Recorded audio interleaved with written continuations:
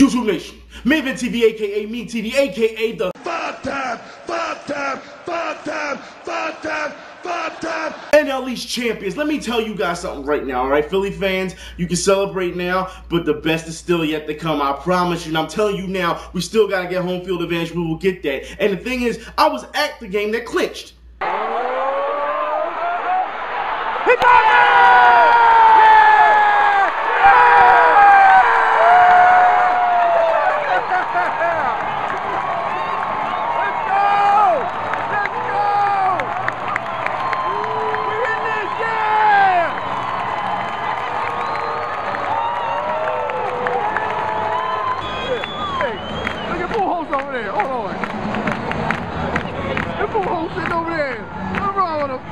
NL wildcard is at a very tight race right now. Anyone who saw what happened with Atlanta last night, Atlanta blew it. They had a chance, and he blew it against Florida. It was pathetic, all right? But there's still 2.5 games up in the wildcard. They lead the wildcard. Then you have the Cardinals, and then you have the Giants, all right? And they're all like 3.5 games behind like that. So they're not too far away from each other, all right? So it's going to be very close to see how this comes out. Congratulations to every other team that has clinched already. All right, now, let's move on. I want to talk about this boxing thing. I need to talk about these so-called boxing fans, all right? Because they're not boxing fans. Not the way things happened over this weekend with Mayweather Ortiz. No, that's not how boxing fans act, all right? That's a bunch of crybabies and someone who's new to the game who don't understand what's going on. I will explain. And I'll start with last week. Because a lot of you guys sent me messages about Mayweather Ortiz asking me who I thought was going to win. And I told you, based on what I've seen from Mayweather and Ortiz and the 24/7, Mayweather had a better chance at winning this fight. It's that simple. Because Ortiz, anyone who saw the 24/7, Ortiz was requesting days off. That's right, from his training sessions when Mayweather was doing 3 training sessions a day.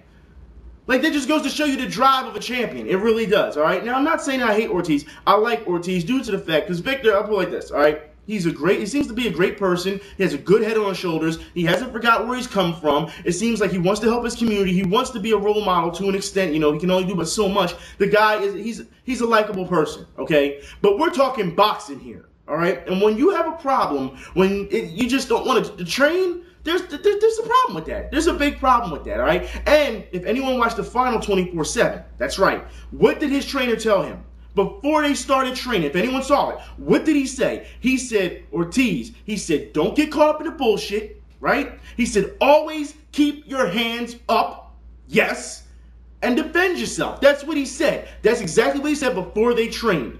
And what happened? What happened? Ortiz is still walking through Mayweather's big stocks, but his right eye is beginning to swell. And he seems to feel the urgency. Pushing Mayweather back against the rope, jumping on him. Ortiz calling timeout. They're talking to each other. And he's going to penalize Ortiz for butting. I said he jumped on him. Ortiz judged it to be Ortiz trying to butt his head. Where are we going now? Let's go. Hurry.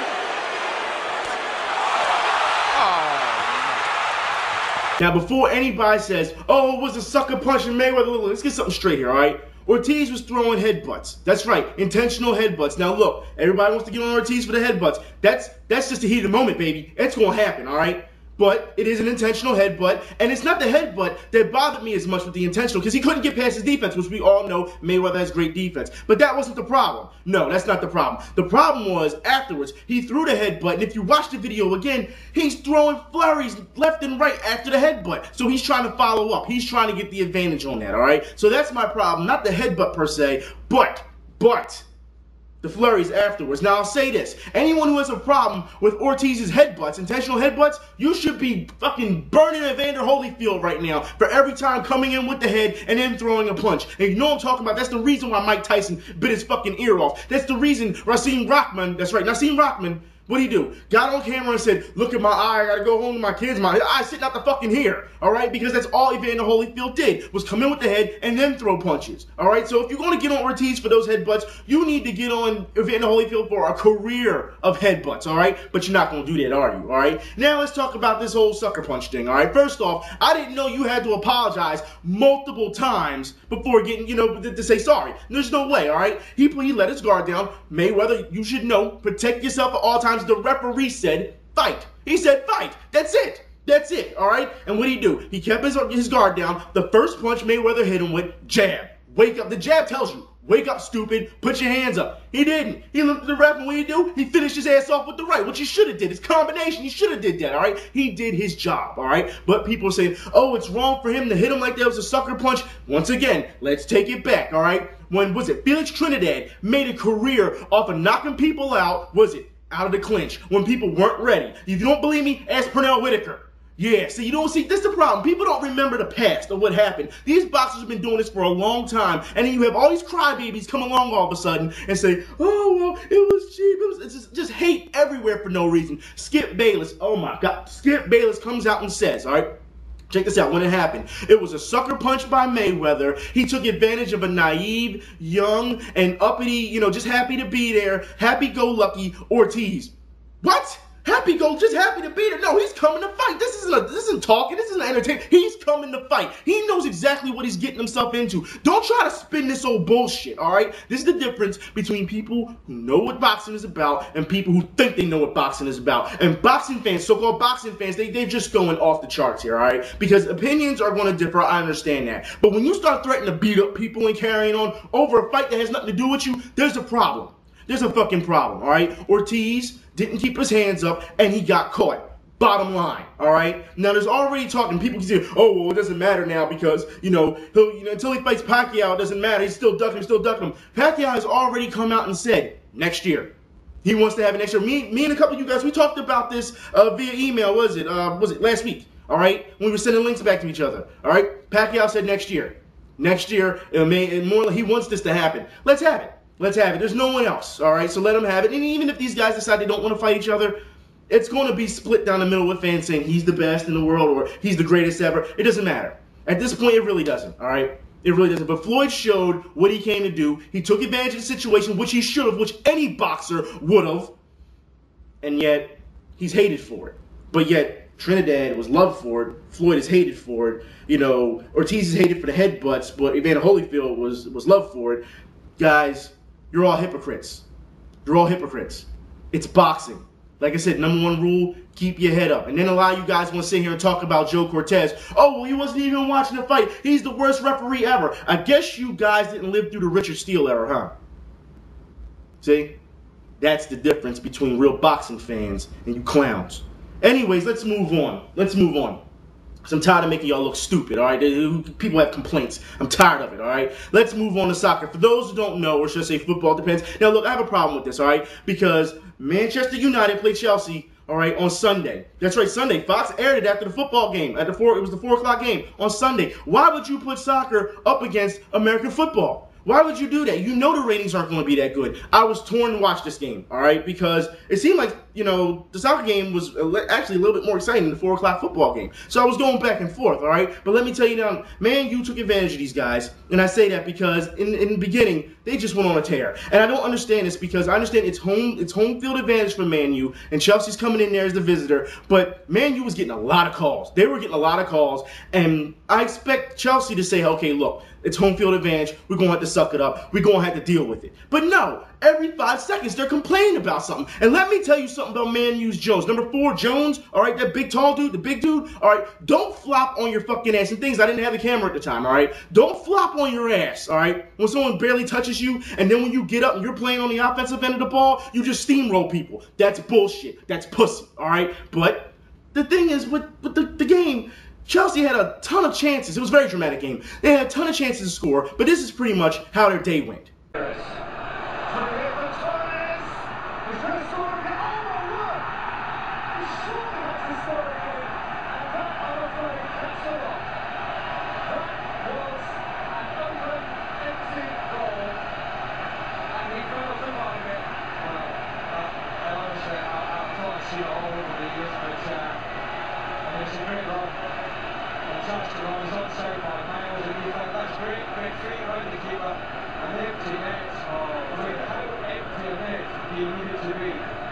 And now Fox is going to keep doing this on Sundays. The next game is on October 2nd, and the Arsenal will be featured on. Now, look, I have a problem with this because you cannot keep putting soccer. I understand that you want to give it exposure and you want ratings, but you can't put it up against American football. Not in America, no. You have to understand that American football is a juggernaut. you are just putting up there. It's pretty much not going to get any ratings. No one's really going to watch it. Well, maybe me, but this maybe people are going to watch it. I mean, seriously, come on. What you should do is either probably tape delay, and I understand that people want to see it live, tape delay it, or put it on a different day. Seriously, that's what ESPN has been doing to us. They'll play, English Premier on different days where, you guys have probably already saw the game over there. So, we're just catching up late. But it's because they don't, interfere with other ratings due to the fact that it's not a strong market yet. That's the problem with soccer. And I think Fox is going about this the wrong way. But we need to move on. Speaking of American football, this weekend I had a chance to take in the Temple Penn State game, and the rivalry was crazy. I'm telling you, because I was there, and it was just pandemonium anywhere. And let me tell you now, all right, Penn State chicks, y'all look great. Temple chicks, y'all look amazing. I'm just saying, both women look great. The rivalry was there. I put it like this. There's soccer fans, there's college fans, there's playoff fans, and then, you know what I mean? Like, that's how I feel, all right? That's exactly how I feel. The college crowd was amazing. People were getting thrown out left and right for cursing each other out. I mean, it was just amazing. People had to turn their shirts inside out because they had curse words on them and stuff. And I was telling people, I was like, yo, when you get back or you get to your seat, just turn it back over, all right? Because they didn't want no hate or anything. But the fact is, guys were calling girls a bunch of whores, and like, just all the team rivalry. All team rivalries. It was just crazy. Now, let me say this, all right? It was so bad that even the bands started rivaling with each other.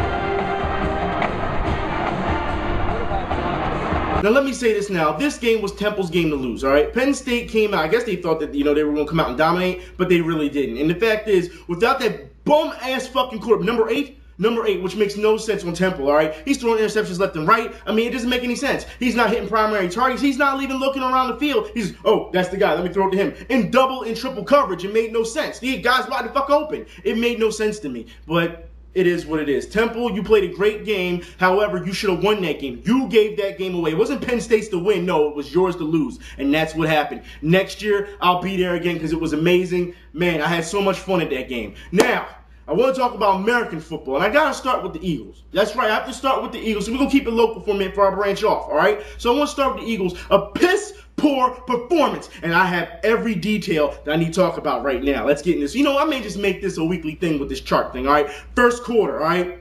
First 2 carries for Atlanta, 23 yards. Running game did not show up, all right? The Eagles get a stop, right? They get a stop.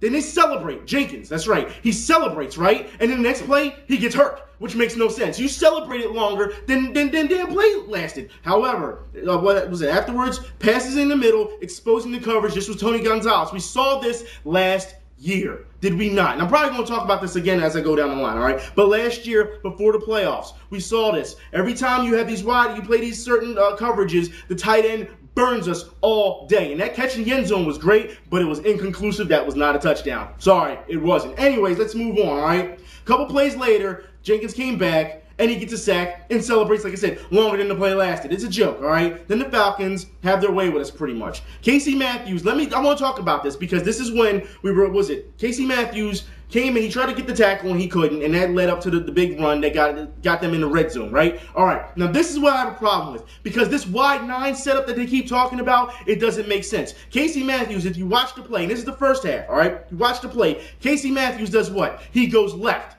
Actually, the play is supposed to go right. That's what happens. Or should I say, he goes left, our left, when we're watching on TV. So flip it around, all right? But also understand that gave up the big run. That's what happened. This is not working, and he was fooled, he was running in a different direction. Casey Matthews does not know how to read the coverage or know how to play this defense, man. He doesn't. But yet, they keep him at middle linebacker. Jenkins, once again, more in the red zone, gets a penalty. Gives him even more yardage, right? And then we have the 2 trick plays, which make no sense on offense. Andy, stop with the trick plays, run the fucking ball. That was the first quarter, all right? Now, second quarter.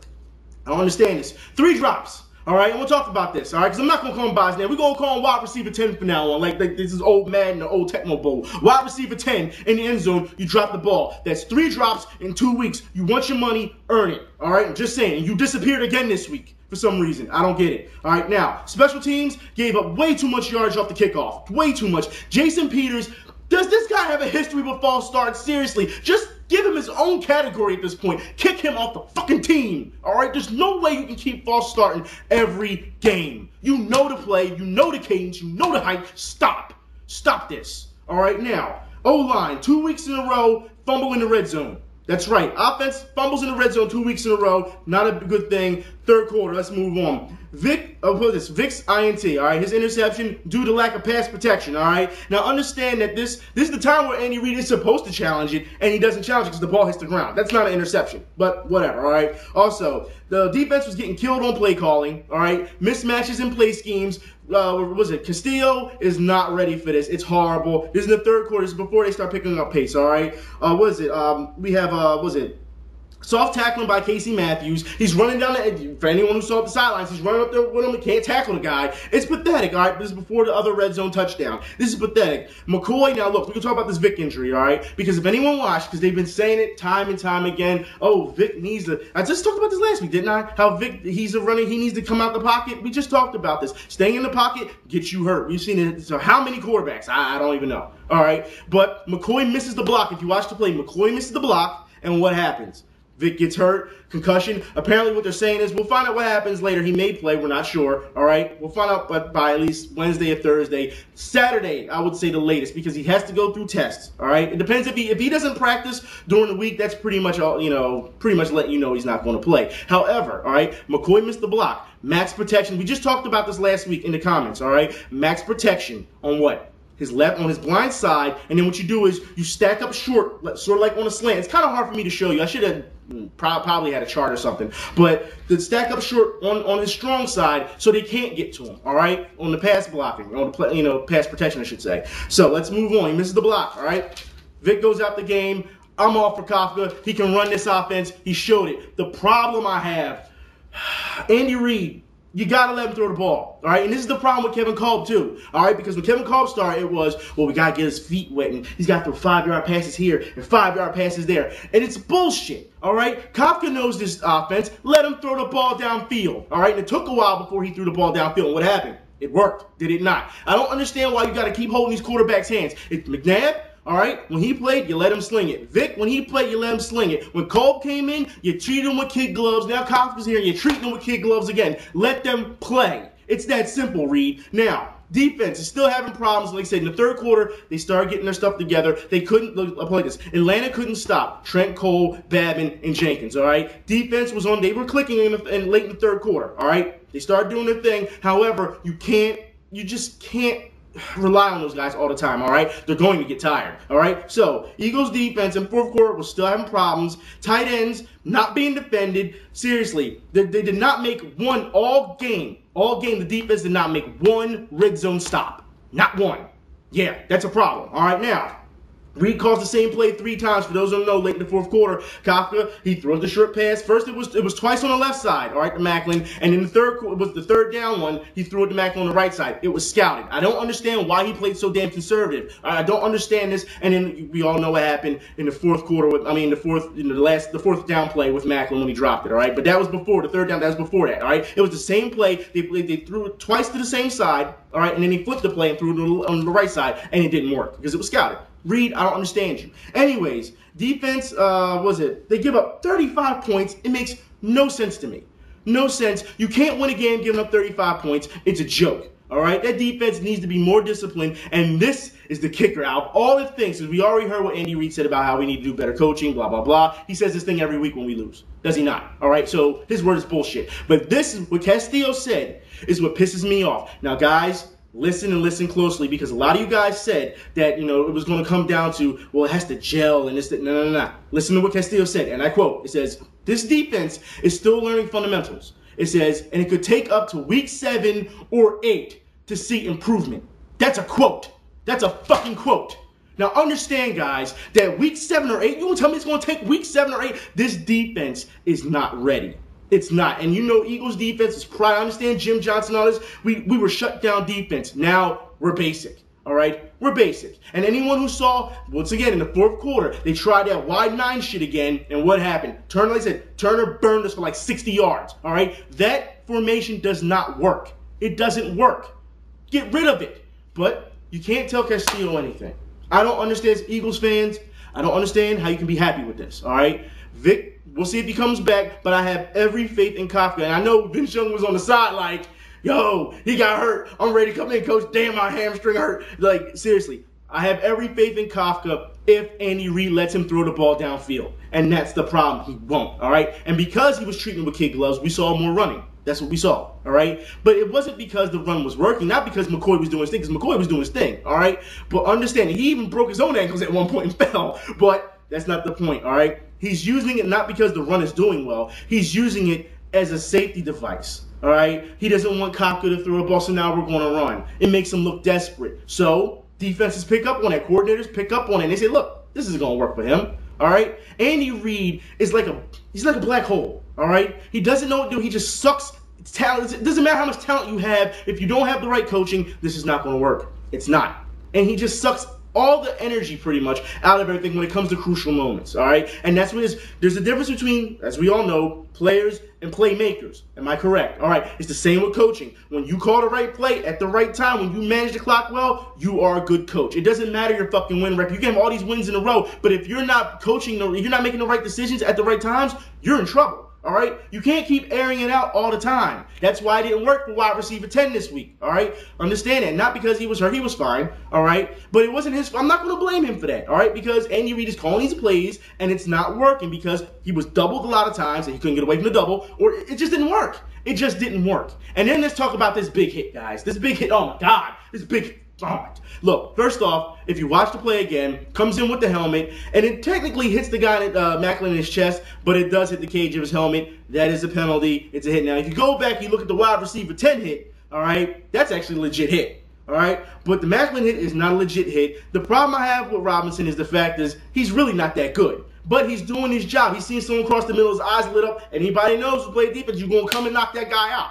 That's what it is. Any devastating hit, legit or not, if it looks bad, the NFL at this point, or refs, you know, depending on the crowd and the reaction and their emotions, they're going to flag you. That's what this comes down to at this point. We're not going to see big hits anymore. But I guarantee you that big hit, it's already been plastered all over ESPN. It's already plastered over NFL Network. So let me get this straight. You want to fine people, and granted, he should be fined or even suspended, all right? Because this is not his first time around the block doing this, all right? But you want to fine these guys, but then you want to use it to promote your sport. That's bullshit. That's bullshit. Let's move on to the rest of the NFL, guys. All right, first off, let me say that the Patriots, seriously, who's stopping the Patriots? The Chargers, every time the Chargers looked like they were come back to tie the game within 7, Patriots scored. Tom Brady had over 400 yards again. Last week he had 500-plus yards. Can anybody stop this guy? Can anybody? All right, and we saw him get hit in the leg again, but apparently he was fine. Can anyone stop Tom Brady at this point? And then every time I want to give Tom Brady credit, he goes and does stupid things. We already showed the dancing before, and now he's done some type of commercial for Uggs for Men. It's like, come on, Tom Brady. Come on, man. Every time you do something good, you do something bad. Come on, Tom Brady. Stop. Stop. All right, but anyways, let's keep moving. Carolina Panthers, you got a talent on your hands with Cam Newton. The kid is good, all right? The kid is good, but he needs some help out there. He really needs some help. He does, all right? The Giants won last night, which is no stretch. The Rams, they look good. The problem is they can't get the ball in the end zone. That's the problem. There's so much miscommunication what's going on between the quarterback and his receivers. You got to let him put it in the end zone. You really do. Bradford can throw the ball. Let him throw it in the end zone. Let him throw the fucking end zone. That's all it comes down to, Rams, because you had a chance to win that. You technically did have a chance to win that game, all right? But all those problems came up. Oh, let's kick another field goal. Let's kick another field goal. You're starting to look like the Eagles. You still look like the Eagles, all right? 49ers, you should have beat the Cowboys. You let them stay in the game. Cowboys came back to beat you. Cowboys fans, you should not be happy. You shouldn't, but you got the Redskins next week. And I need to talk about the Redskins because for those who don't know, on Twitter, all right, Kevin Kolb fans, man, they were talking so much shit. Oh, Kevin Kolb is the greatest. How you feel? How you like it now, Kolb haters? We're going to win this game. And then Rex Grossman outthrows for more yards than Kolb. Had more opportunities, actually, than Kolb, right? Had more opportunities. And they came back and they won the game. And all those Kolb defenders was like, where'd you go now? Where'd you go now? You talk all this shit. Where'd you go now? See, that's the thing. You can't sit here and I keep telling you guys, Kevin Kolb is an overrated quarterback. All right? That's what he is. He had 250 yards? Overrated quarterback. 2 touchdowns, 1 interception. Overrated quarterback. All right? Rex Grossman had 290-something yards, 2 touchdowns, 2 interceptions, and he still got the job done. All right? Kevin Kolb, without that big pass play to Larry Fitzgerald, because you know Larry Fitzgerald, he's going to get his regardless. All right? He's a star. He's going to get his. All right? But without that, his yards look even worse. All right? You have to understand, guys, Kevin Kolb didn't do well here. And guess what? He's not going to do that well there. It's that simple. He's just not. Sorry to tell you. Sorry to tell you. Anyways, guys, also, Minnesota Vikings, talk about another ex-Eagle, Don McNabb. They came out and said that Don McNabb, that game was not his fault. There's a lot of drops. Apparently, last week there was a lot of drops there, too. And that it's the personnel around him. And they said McNabb is their guy. Well, we all know how that had played out before. I'm sure he's heard that before. All right? At this point, if McNabb doesn't produce by at least week 4, you should be benching him at this point. And I'm a McNabb fan, but you can tell when something's not working. You can tell, all right? But who am I to say anything, right? And also, the Steelers beat up on the Seahawks, pathetic. The Detroit Lions, they're for real. They're for real at this point. They're for real. And I'm telling you now, they made Kansas City look horrible. Matthew Stafford at one point was injured, but then he came back or something. I don't know. But they put up 48 on him. And you know what? I like to see that. All right? Because they didn't just, let off the gas. They kept going. All right? KC, you lost your guy. I understand. I know how you feel. But Matt Castle's supposed to be the operator of your team, and he's not getting the job done. He's just not. Denver, you guys won. But I'm tired. I'm still getting calls from friends out in Denver telling us that the Denver fans are just, they want Tim Tebow so bad. Stop. All right? I'm tired of talking about Tim Tebow. You know what? I don't even want to talk about Tim Tebow no more. Because if any of you watch the ESPN, that's all they talk about is Tim Tebow. That's all they talk about. Like, I understand you love Tim Tebow. You love his dick. Get off it. Either slurp it up or just stop talking about it. No one cares anymore at this point with Tim Tebow. All right? Nobody. Now, I will move on, all right, because the Titans won. Congratulations. Matt Hasselbeck, I'm still not a fan of him, but they won. I don't think he had any touchdowns, but they won. All right, they won. The Colts, they almost beat the Browns, but the Browns came back and won, and the Browns should have won. They should have, because I'm not trying to hear that the Colts with Kerry Collins can make this work, all right? Like I said, the Colts are not going to do anything. They're not, all right? New Orleans, like I said, y'all did play Carolina. Looked pretty good, but understand that Cam Newton is going to do something. It's just, understand, guys, that the NFL this week was pretty good. We're still seeing a little bit of lopsided scores. We really are. Like I said before last week, almost feels like because of the lockout and OTAs and all this, that the league really isn't there yet, all right? But it's still exciting to watch. Anyways, guys, that's all I have for today. I'll talk to y'all later. We'll do it again next week. Y'all be safe. I'm out. Hey, Colts fans, don't fold when your quarterback can't get the job done.